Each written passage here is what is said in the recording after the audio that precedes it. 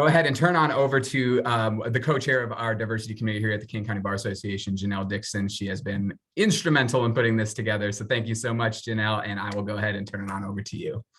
Thanks so much, Brian. I'm just echoing what Brian said. Thank you so much for joining us today, and welcome to the Diversities Committee first seminar of many. It's going to be titled Fair Housing Issues Affecting Real Estate. And today we have with us Pamela Park, who practices her practice in representing condominium and homeowners associations.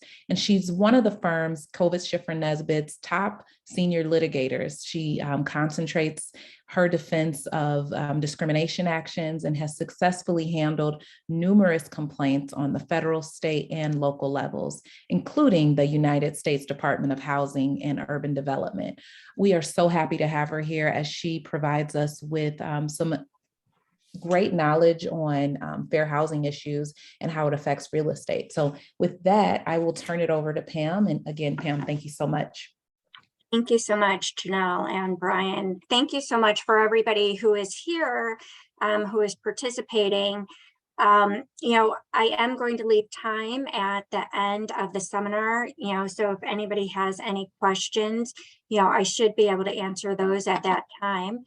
But just to right into it, fair housing fundamentals, I think that we're all aware that, the Civil Rights Act, it was amended in 1968, and that is, and it added Title VIII to the Civil Rights Act, and that is commonly known as the Federal Fair Housing Act. And that was passed in response to the segregation and restrictions that were being placed on minorities. And really what it wanted to do and what it was intended to do is to provide the first comprehensive open housing law, because previously, there were several practices in place that prevented, people, from purchasing homes or living in certain areas on the basis of their race, religion, color, and national origin. So this act was, passed by Congress in order to address those restrictions and really to try to make fair housing available to everyone.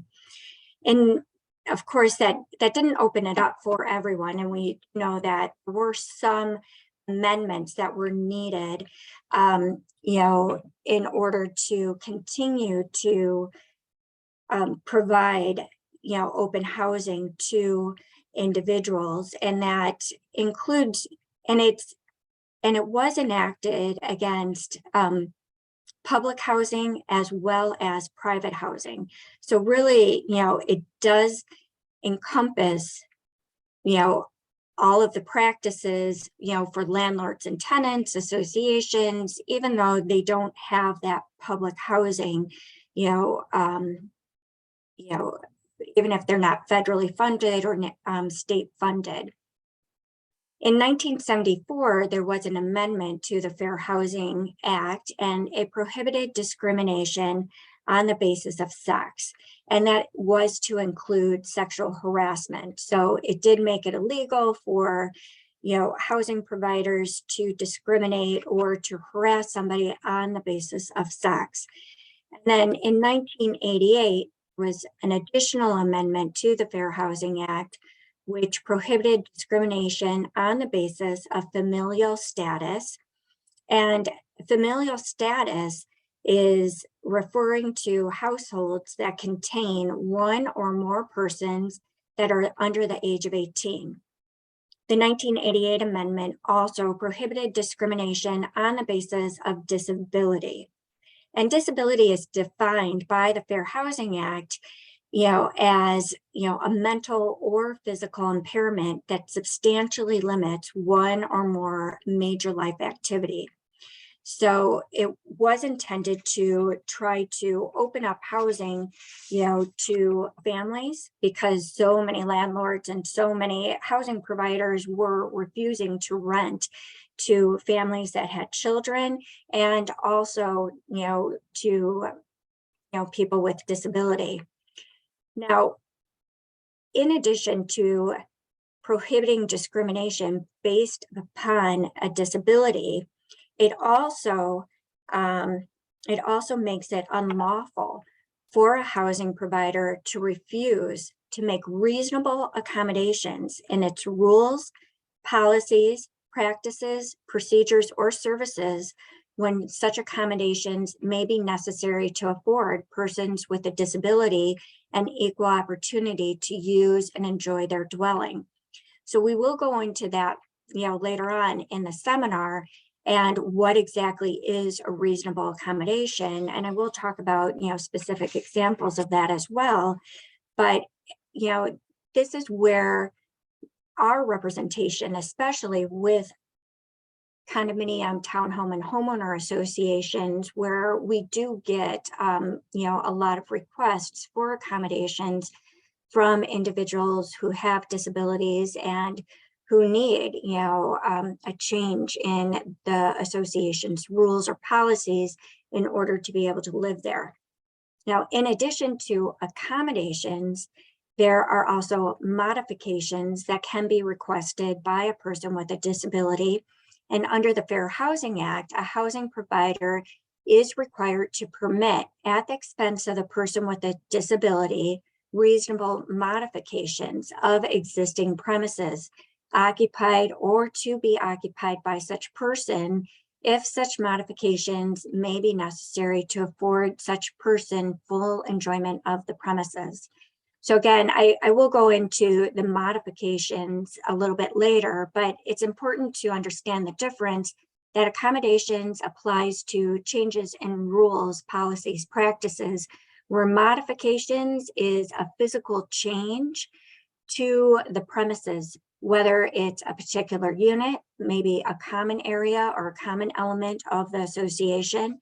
And it, under the Fair Housing Act, the housing provider can require the person with a disability, to pay for the expense of the modification. What I do want to go into first, prior to getting to that point, is the common discrimination issues and claims that, we see, especially in our representations of associations. And claims of discrimination, based upon a protected status, including race, religion, national origin, familial status, all the ones that we just went through. That protected status, there are three really separate types of discrimination claims that we see. The first one is overt discrimination. And that would be a claim against a housing provider of blatant and open unfavorable treatment to a person expressly due to their race or another protected characteristic. So that would be like the housing provider telling the mother with 3 young children, I'm not going to rent to you. I know that, your children are going to be a problem in our apartment building. We like things to be quiet, and we know children just are loud and noisy, and we don't want to deal with you. That would be an example of overt discrimination and would be a violation of the Fair Housing Act. Most housing providers, are sophisticated enough that they do not have overt discrimination claims being made against them that often. But, a plaintiff can prove overt discrimination either by direct evidence or intentional discrimination, or even by circumstantial evidence that directly suggests a discriminatory intent. So you don't need to show that the housing provider acted with any type of a malicious intent or was really motivated by a discriminatory idea. Instead, it's just really, the housing provider may feel that they have, a legitimate reason not to rent to children without realizing that that violates the Fair Housing Act. So if you can prove that by direct or circumstantial evidence, that is all that you would need, a plaintiff would need in order to prove a claim of discrimination against that housing provider. Another claim of discrimination is based upon disparate treatment. Now, disparate treatment is a different or an inconsistent conduct that results in giving a less favorable treatment to a member of a protected class. So that person who is a member of that protected class, they have an inference that they're being treated differently or that they are intentionally being discriminated against. Again, a plaintiff does not need to show direct evidence of intentional discrimination for a disparate treatment claim.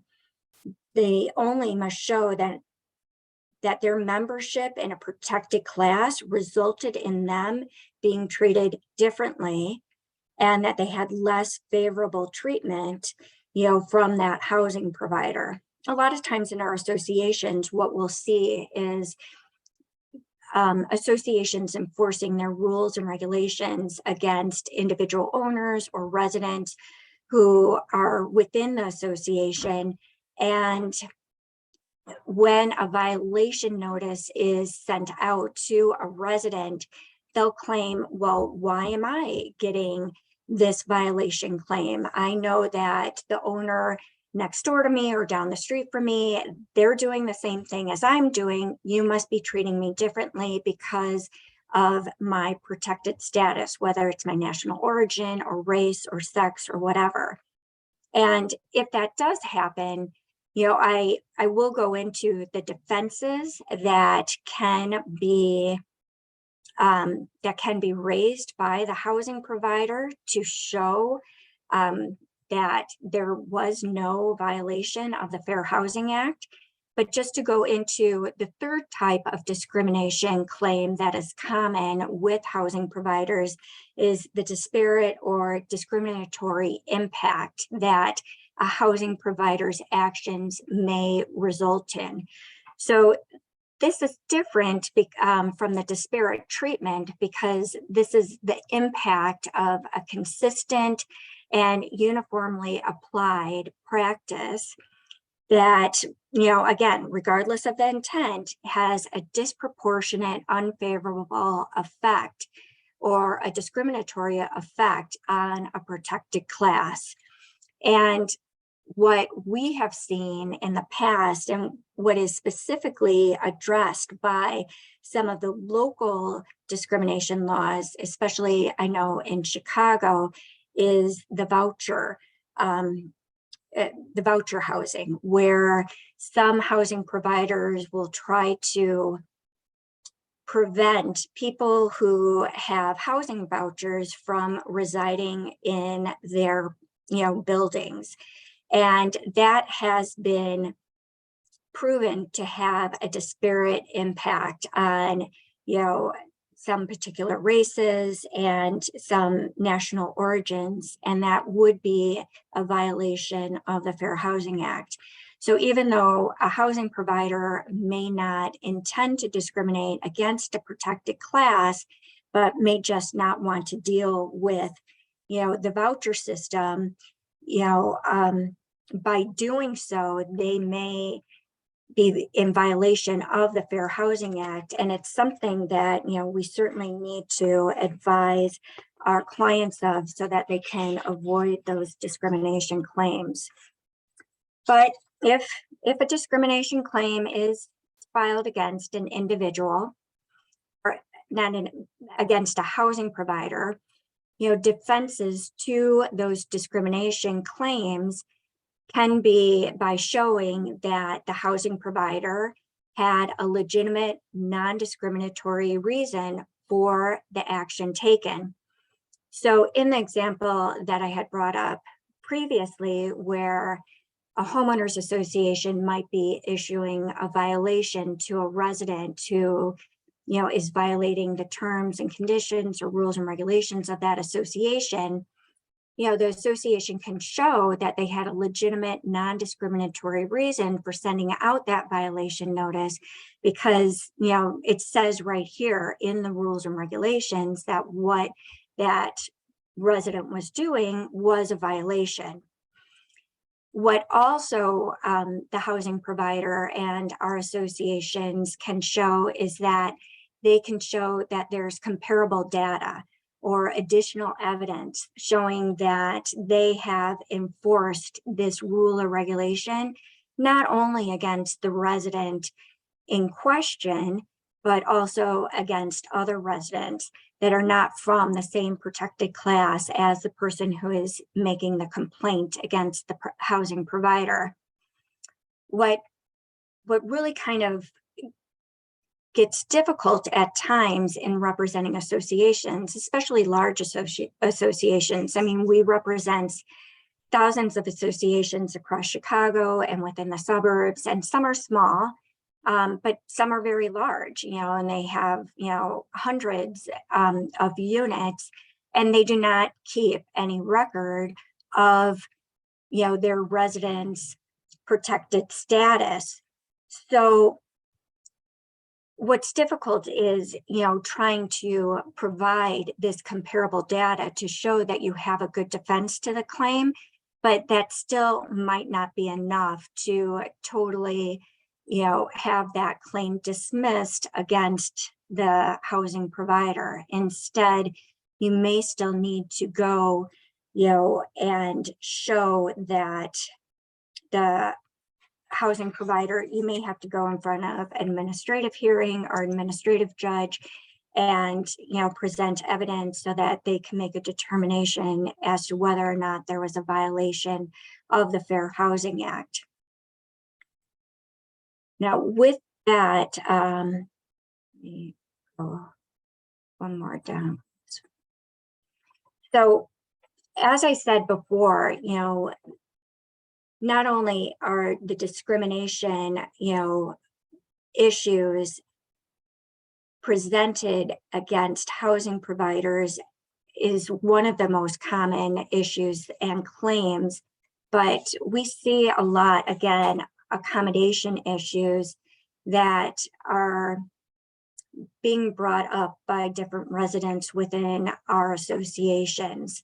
And when there is a request for an accommodation, each request for an accommodation must be viewed on a case-by-case basis, meaning that the housing provider has to look at who is requesting that accommodation, what their disability is, what their need for that accommodation may be, and only then can they determine whether or not that may be a reasonable accommodation that may be necessary under the Fair Housing Act.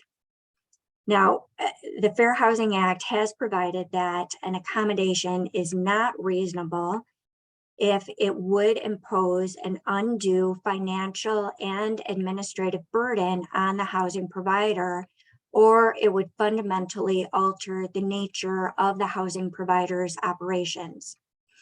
So in some circumstances, especially with our condominium or townhome associations, if you have a person with a disability who is having a difficult time, getting their trash taken out or disposed of properly, due to their disability, if they were to request an accommodation from the association that somebody be available to take their trash and dispose of it for them, well, in our opinion, since most condominium associations do not provide this service to its residents, that would be a fundamental alteration, to the nature of that condominium's operations. And it would most likely be an administrative burden on the condominium as well, unless, of course, there might be a maintenance man who might be on staff at the association or several maintenance men.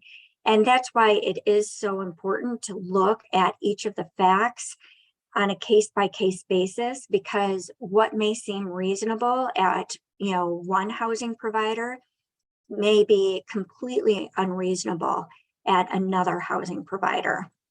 So if an accommodation is in fact not reasonable for those reasons, the housing provider can deny that request for an accommodation.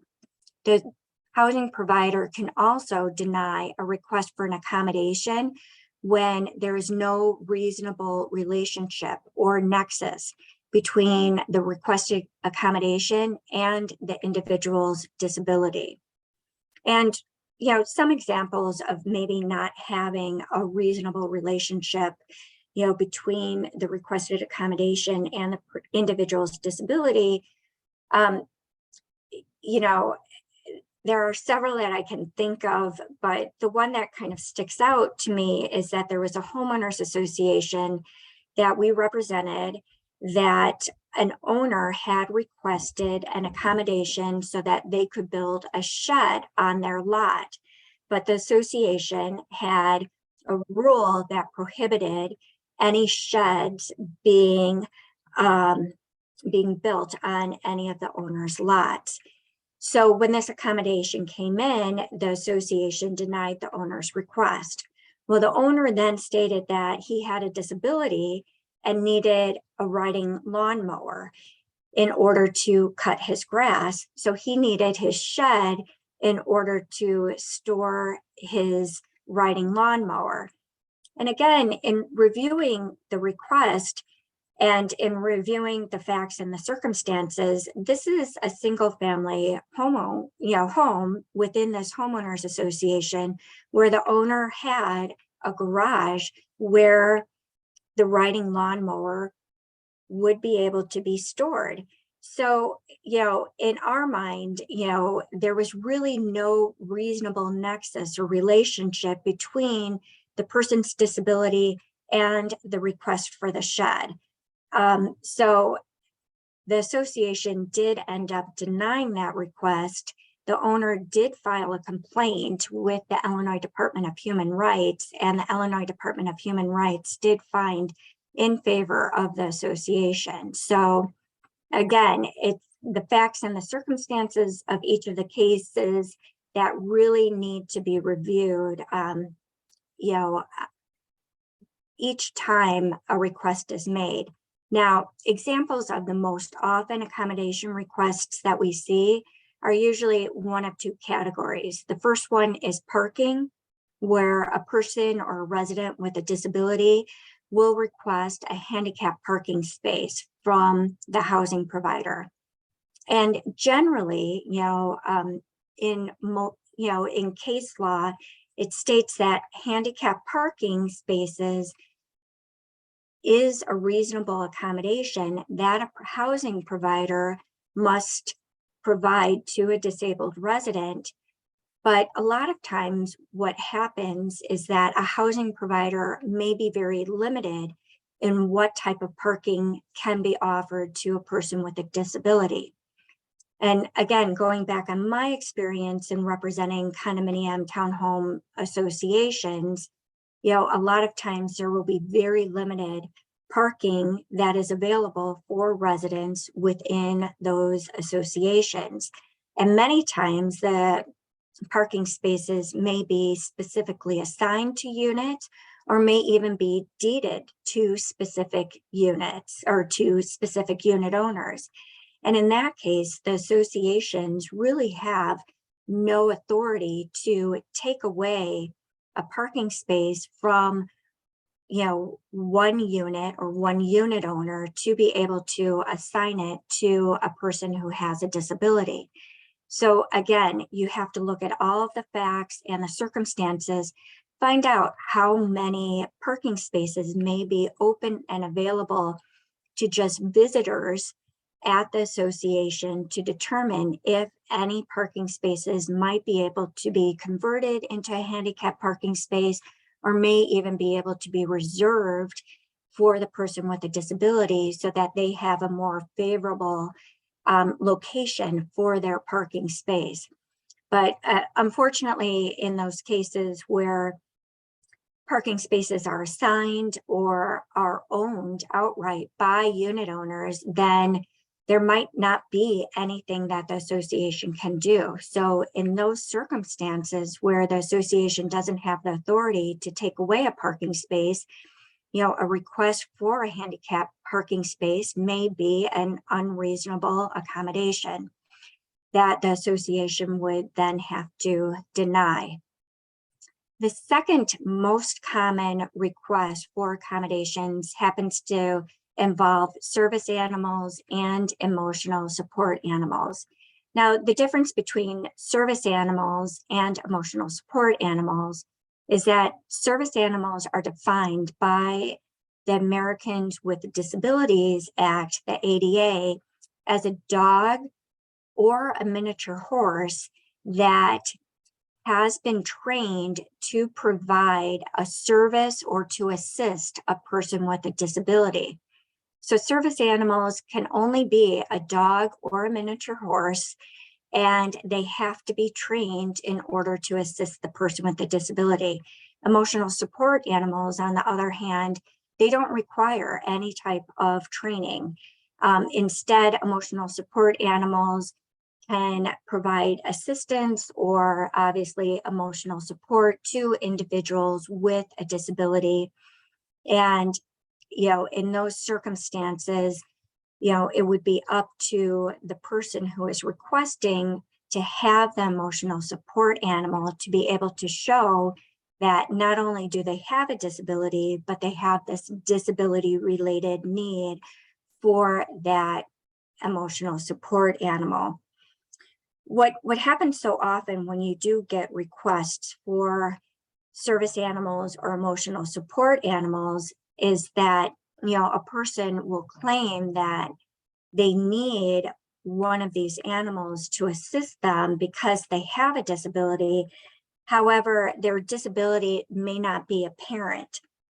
If that is the case, where their disability is not readily apparent to the housing provider can request documentation from the person who is claiming to have a disability, and that documentation must, it must comply with certain standards based upon the Fair Housing Act.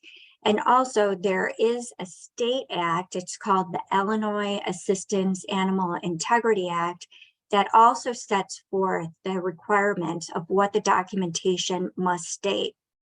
Although there are, although there are no penalties for somebody submitting fraudulent documentation, a housing provider does not need to approve the requested accommodation if the proper documentation has not been provided to the housing provider.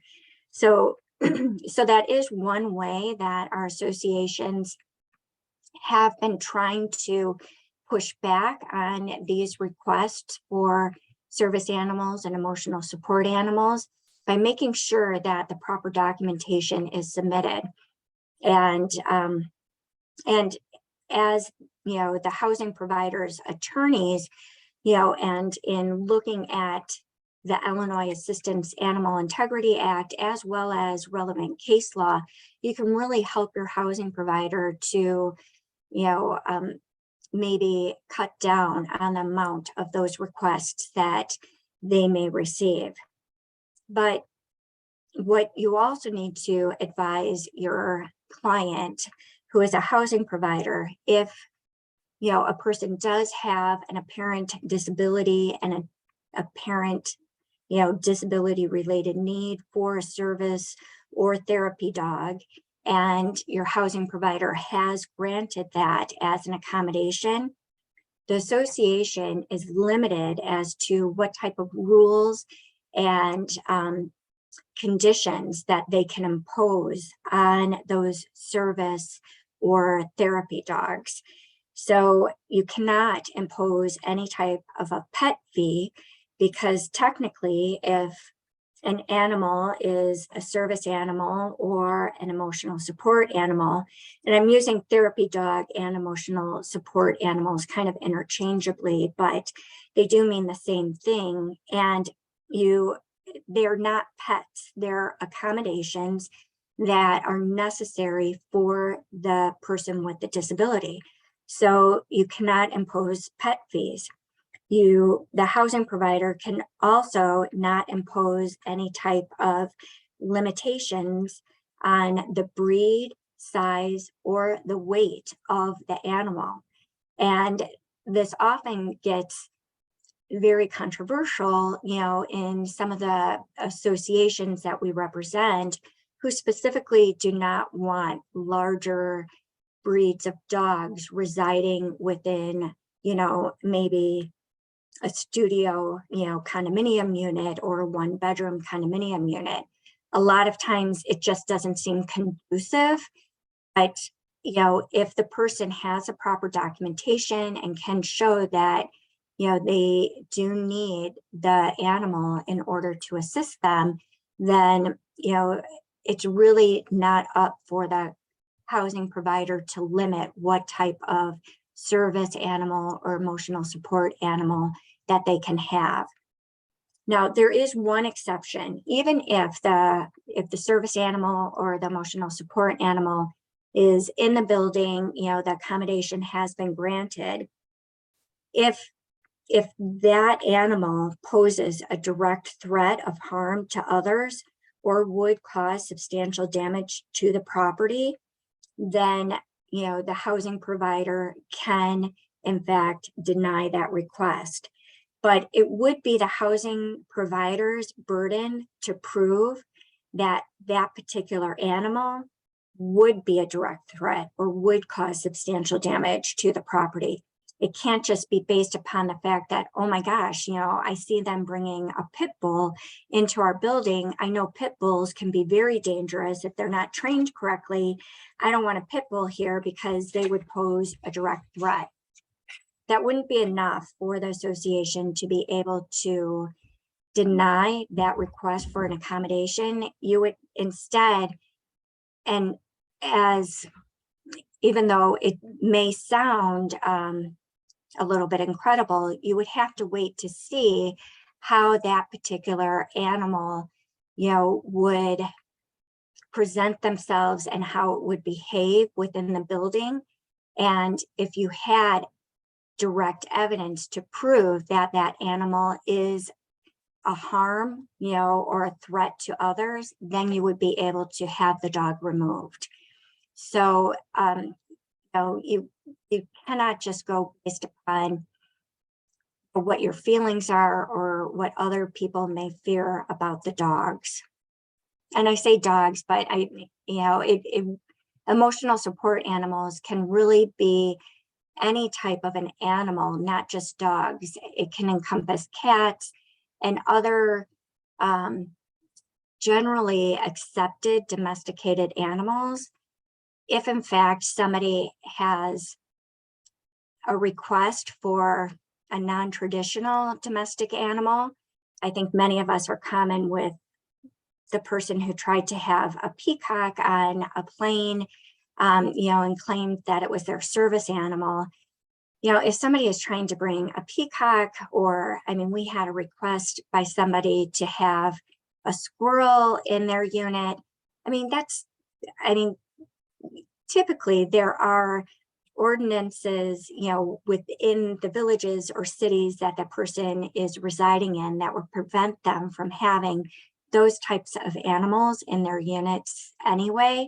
So, we always rely upon those laws to state that there's really no reason for an individual to have one of those non-domesticated animals within their units. One exception are pigs, because pigs are becoming more domesticated. And I haven't really heard any problems with any pigs that have been granted as emotional support animals, but I don't know. But I can never say never, because we most often definitely see almost something come up with these issues that you would not expect.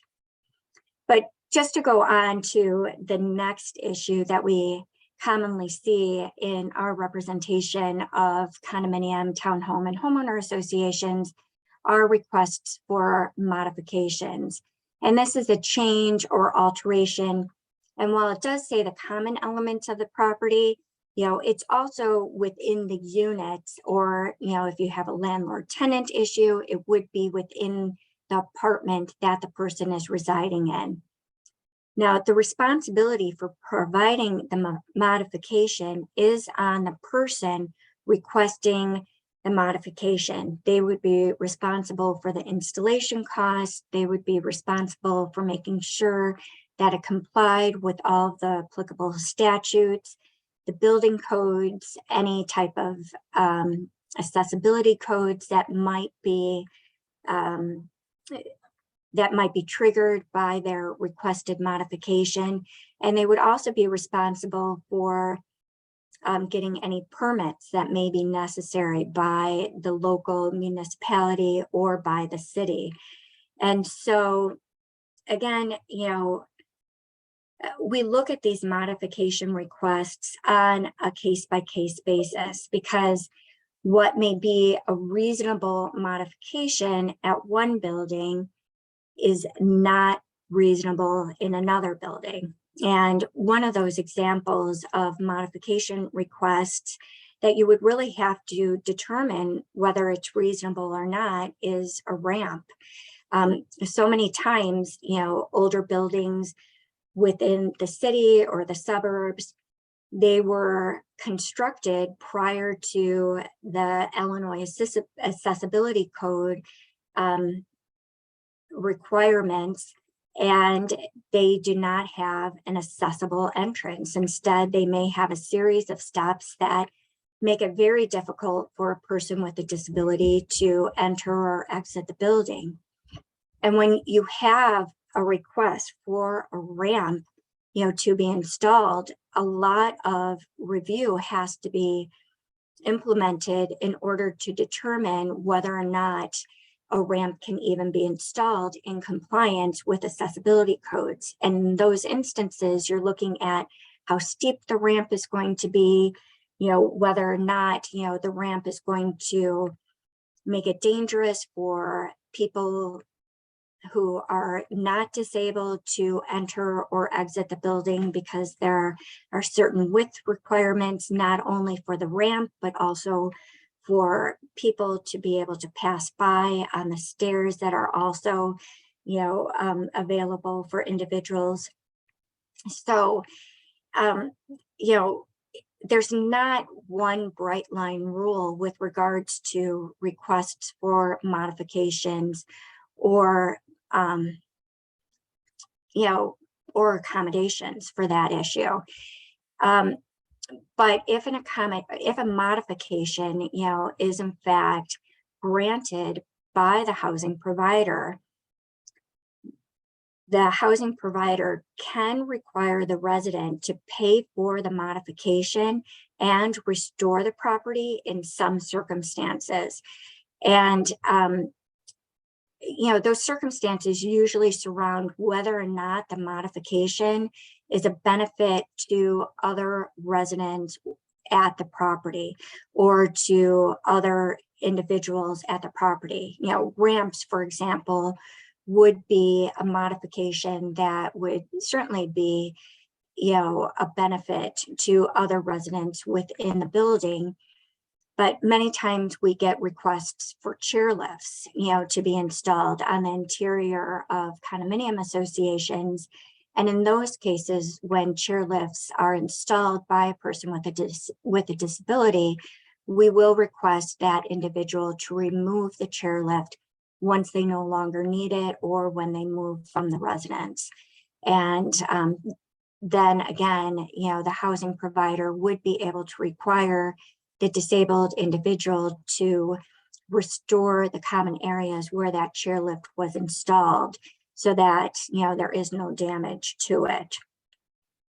But one other question that we often get, from our clients is, well, once this modification is installed on the common elements, what is our responsibility to maintain it? Or can we require the individual who wanted this ramp or who wanted this chairlift to, take out extra insurance or liability insurance in order to protect the association in the event that there are any claims associated with that modification?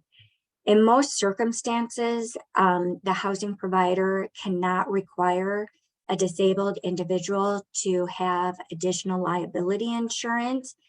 And oftentimes when the modification is a benefit to other residents on the property, again, coming back to the example of the ramp, the association would be the party that would be responsible for maintaining that ramp. That means clearing the snow from the ramp, making sure that it's safe for people to, go up and down if there's snow or ice on it. So that is one issue that you do need to be aware of, and that your clients need to be aware of, so that they do take those specific maintenance responsibilities, and they meet those responsibilities. Now, if there is a discrimination claim that is filed or it is alleged against, your housing provider, your client, there are many different administrative agencies and offices that are available to, a person with a disability to make their complaint. The first one would be the Attorney General's office. And the Attorney General's office, they mainly enforce the Illinois Accessibility Code.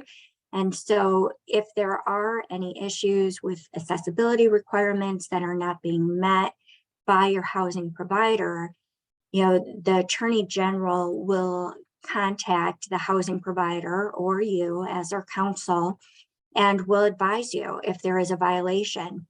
And they will typically, send notice and provide the housing provider an opportunity to cure. So a lot of times, we'll see this in the cases of handicap parking spaces. If a housing provider does not have the required number of handicap parking spaces available for individuals as required under the Illinois Accessibility Code, we'll get a letter from the Attorney General's office. We'll acknowledge that we received it, see how much time, our housing provider has, to install those handicap parking spaces. And typically, nothing more will come of that claim. But there are, in fact, other ways that an individual can, file a complaint against a housing provider. And that's mainly seen, and that's mainly due to the amendment to the Fair Housing Act that was made in 1988 that really increased the power of the Department of Housing and Urban Development to enforce violations of the act. So there is that administrative enforcement by HUD. So under the Fair Housing Act, an aggrieved person may file a housing discrimination complaint with HUD within 1 year after an alleged discriminatory housing practice has occurred. An aggrieved person, it not only means the person who is a member of that protected class and who was specifically targeted by the action. It could also include a person or an organization who claims to have been injured by a discriminatory housing practice or will be injured as a result of the discriminatory housing practice. So a lot of times that can mean, an owner who was trying to rent their unit to a person who has, who is a member of a protected class and was unable to do so because of a discriminatory action by, a condominium association or townhome association. So that owner, even if they are not a member of that protected class, would be able to file a claim under the Fair Housing Act with the Department of Housing and Urban Development to get some relief against the housing provider. Now, HUD, they oftentimes will refer their complaints to the Illinois Department of Human Rights, the IDHR, or other local agencies for processing and for the investigation of the complaint.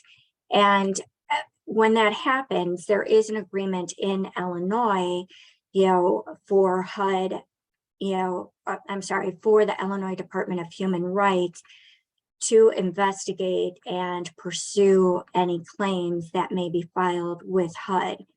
So you might have a claim that's filed with the Department of Housing and Urban Development. You may get notice of that claim, and then all of a sudden you may get notice of an additional claim filed with the Illinois Department of Human Rights. Well, those two cases would then be joined together, and you would only have to respond and participate in the one investigation that's being conducted by the Illinois Department of Human Rights.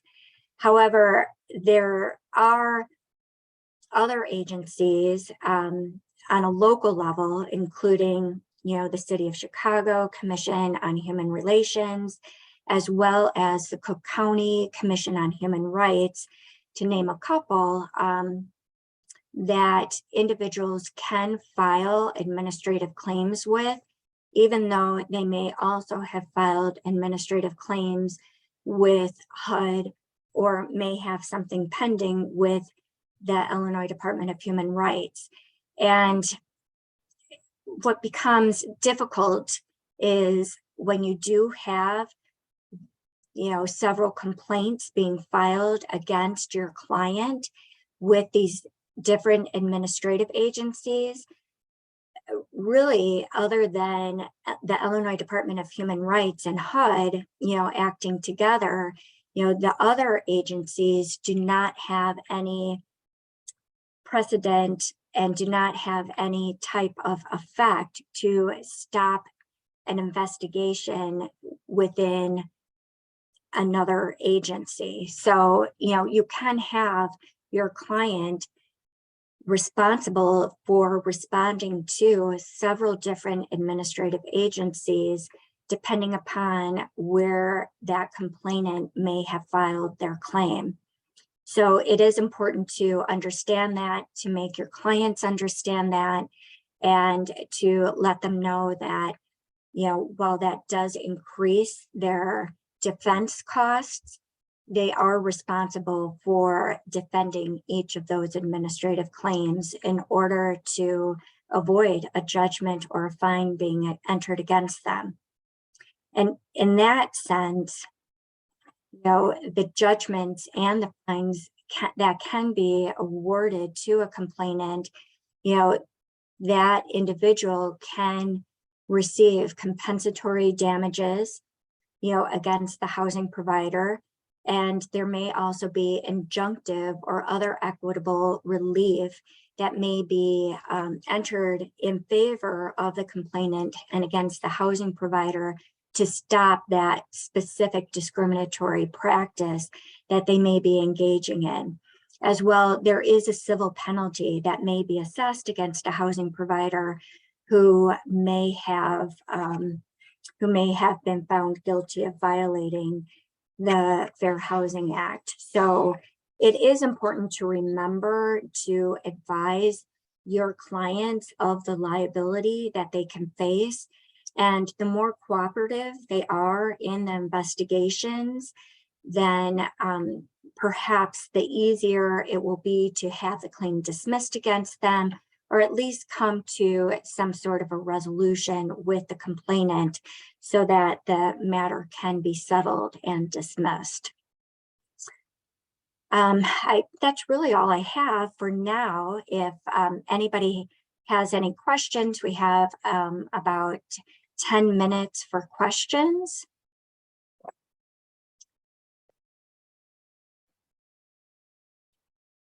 And if anyone has questions, you can go ahead and unmute yourself and ask it, or you can type it in the chat and I'll read it for you.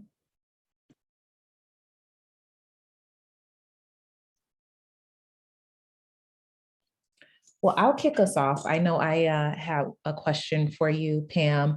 I know you stated that, essentially when there's an animal that where someone's seeking, reasonable accommodation, that we almost have to play this wait and see game.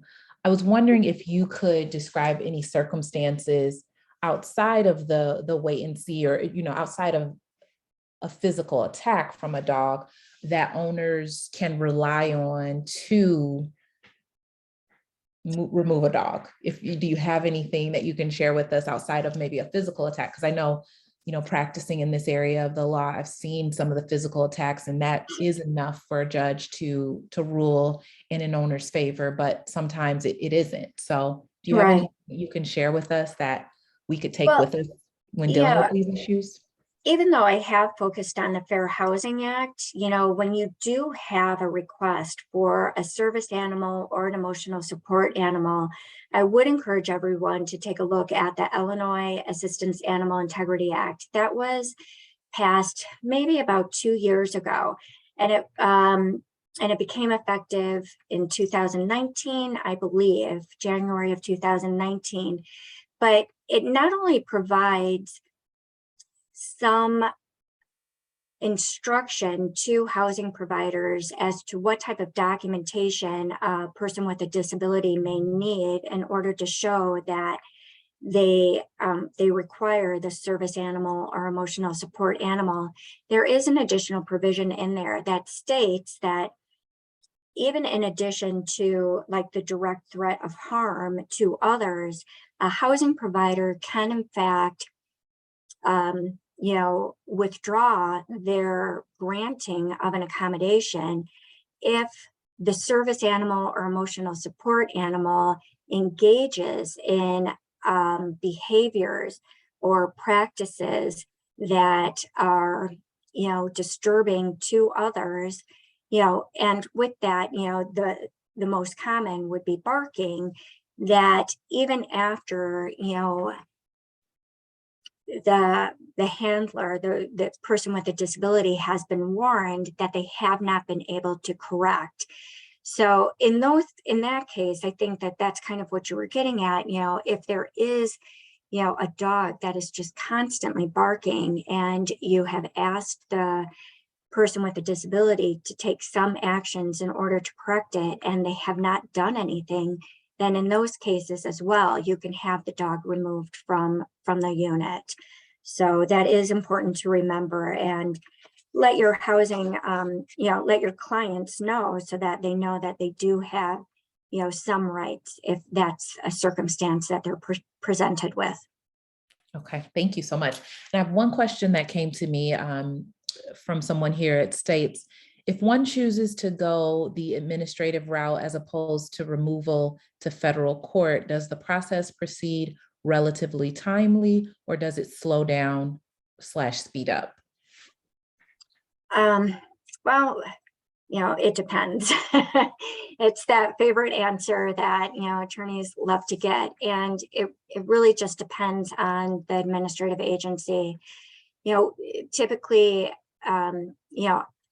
prior to the pandemic, the Illinois Department of Human Rights was very timely in responding and investigating claims where a claim would be filed and would be investigated and a determination would be made maybe between 6 to 9 months at tops.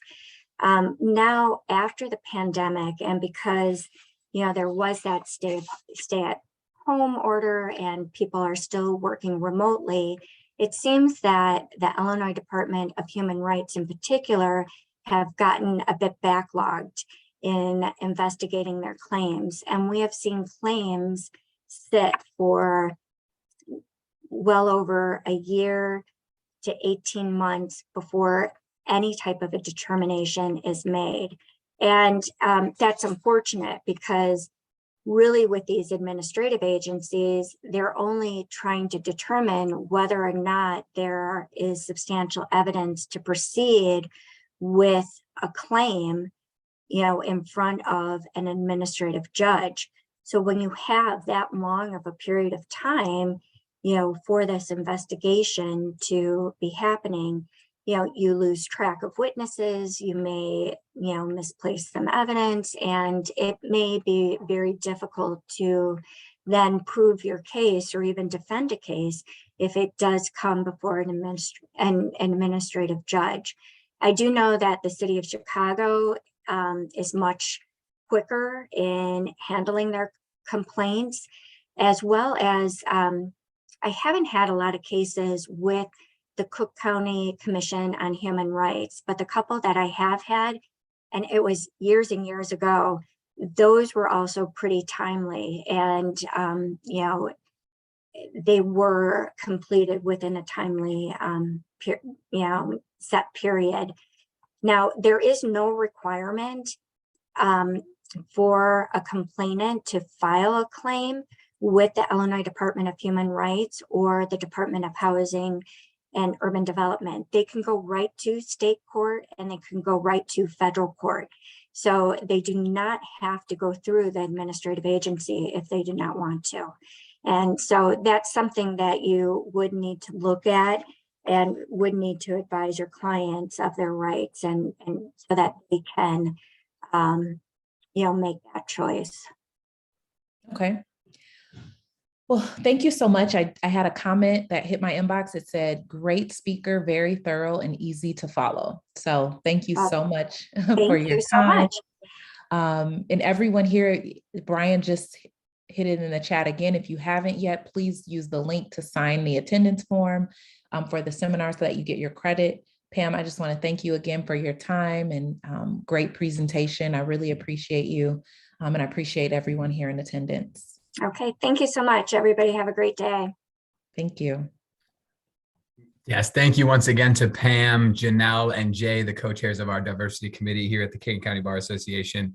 A wonderful presentation today. Thank you so much, and thank you all for attending. Once again, you can be on the lookout for your email. Most likely tomorrow, I'll get all this figured out. CLE certificates will be reported for y'all tomorrow. So thank you once again, and have a great rest of your day. Thank you. Bye-bye. Thank you.